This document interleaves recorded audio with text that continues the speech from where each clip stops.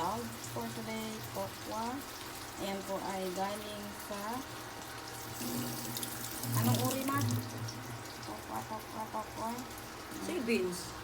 Soybeans. Walang alam ko lang yan. Pipilipuin na natin para naman po siya ay matigas mamaya o crunchy. Siyempre, ang sibuyas at bawang. Kalimutan. Okay? Siyempre, ako naman ay pinagulputan ko na yung sitaw na ugasan na rin. Ayan, cube cut na siya. Para mamaya.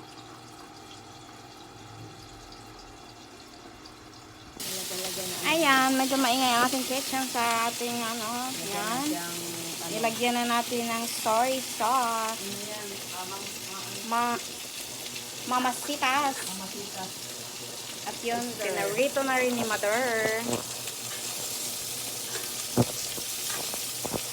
And after na nga mag-isa ng sitaw, patani. Wala palang patani.